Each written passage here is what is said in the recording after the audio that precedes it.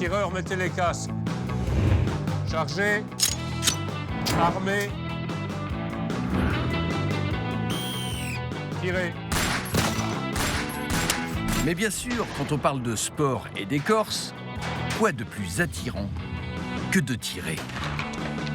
Alors le tir sportif en Corse, c'est vrai que c'est entre 4 et 5 000 licenciés, je crois, ce qui par rapport à la population est considérable. Je crois que ça doit être la proportion de licenciés la plus importante en France.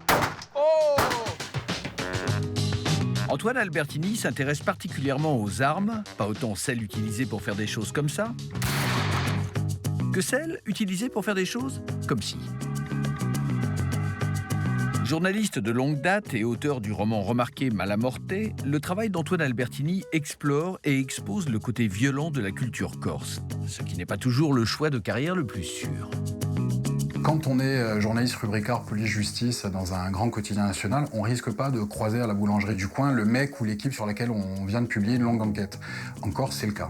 Mais il n'y a jamais personne qui m'a, en tout cas à ma connaissance, suivi en moto pour me tirer dessus. Je touche du bois, j'espère que ça va pas arriver demain. Mais si par exemple moi je veux venir m'installer en Corse, je viens armé ou je me procure sur place? Là, vous basculez dans le cliché mérimée, hein, complètement.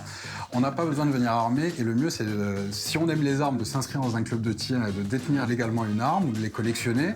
Mais il ne faut pas se balader avec un calibre à la ceinture parce que c'est l'engrenage. D'accord.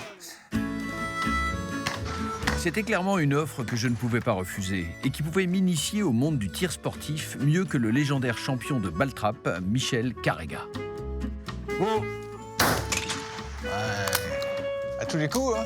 Vous y êtes mis comment, vous? Je pense que, comme tout le monde, quand j'étais jeune, mon père me donnait 2 cartouches et me disait « Regarde, il y a 2 perdrons là-bas, va les chercher ». C'était pas pour le plaisir de les tuer, c'était pour les manger à l'époque.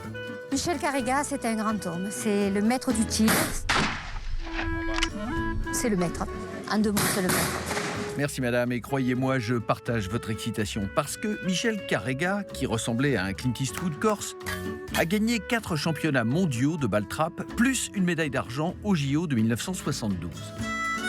À 85 ans, il apprécie encore un bon petit tir. Encore une fois? Qui c'est qui paye les cartouches, là-haut? C'est un sport cher, d'ailleurs. Ouais, c'est un sport cher. C'est la seule discipline où on détruit les produits pour s'exprimer à 66%. C'est complètement stupide, ça. On les achète pour les casser, hein. Et quand on les casse pas, on se pète. Ça va pas, hein. Tu mets les cartouches par ici. Quand tu mets tes cartouches, tu le fermes. Là, il est prêt à tirer.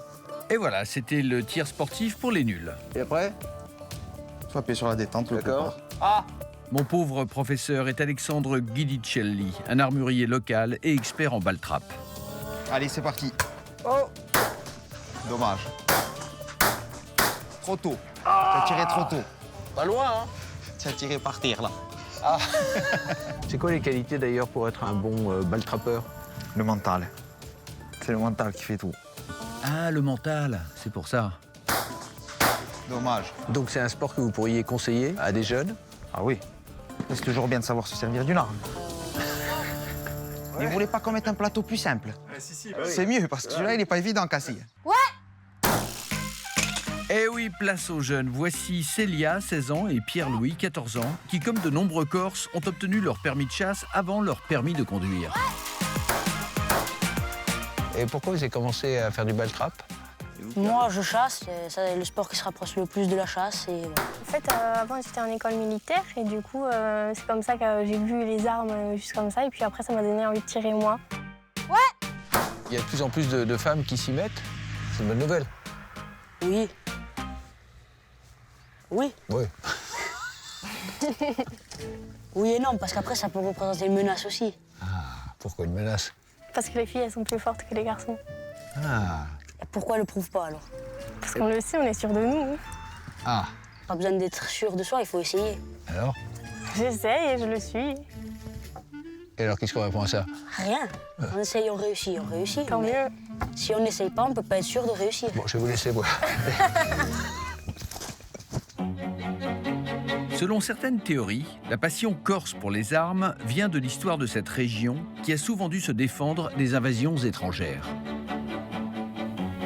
Quoi qu'il en soit, pour Antoine Albertini, l'accès facile aux armes, surtout aux armes illégales, a eu un impact inattendu et dévastateur.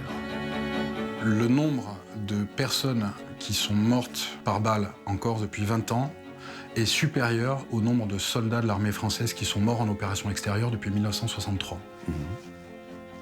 C'est-à-dire qu'en 20 ans, dans une société civile et théoriquement pacifiée, il y a eu plus d'assassinats que ne sont morts de soldats français en guerre depuis la fin de la guerre d'Algérie. Pour terminer, sur une note plus légère, il faut préciser que les victimes les plus fréquentes de la violence des armes corses sont les panneaux routiers. Comment est-ce que ça s'explique, ça? C'est parce qu'on a horreur de tomber dans le panneau, donc on préfère les criblés de plomb. Est-ce que donc on peut en déduire qu'il y a une culture du trou de balle ici? Je pense qu'on a plutôt du cul de vivre ici. Bien.